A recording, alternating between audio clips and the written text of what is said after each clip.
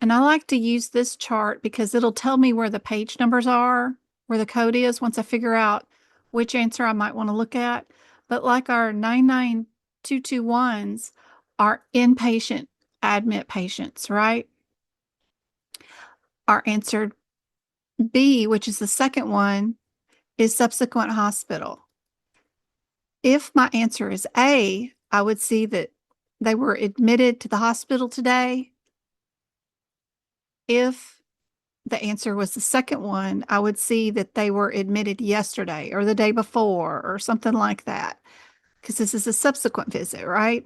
And then the C, third one, is discharge services, right? And then D is ER, emergency room services. This is an outpatient services where they're not admitted, they're free to go, and they've not been admitted.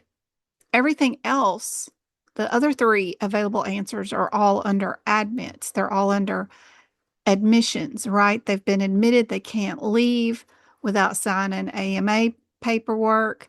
That's one of my big major differences is answer D is just an outpatient office visit, sort of, kind of, right? And then the other three answers are all under admit. They're not free to go. They would have to AMA sign out, right? So those are kind of interesting to think about. First of all, has my patient been admitted? And of course, we see in the first sentence, it says they were admitted. So that gets rid of D right off the bat, right? Check your last sentence to see what we're billing for in any E&M questions, because a lot of times they'll fill the question up with a bunch of propaganda.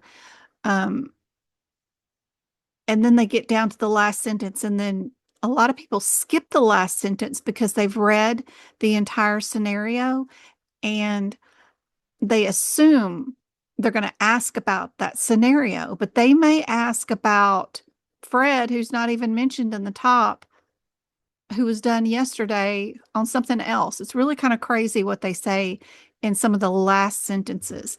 So if they're asking about, in this question, where's my drawing tool? What was reported on the 20th? Then I'm only going to look at the 20th and see what did I do on the 20th. What did I do on the 20th? I discharged the patient on the 20th. So I didn't admit, I didn't subsequent hospital visit on the 20th. I discharged, and then this is our outpatient visit, which is ER.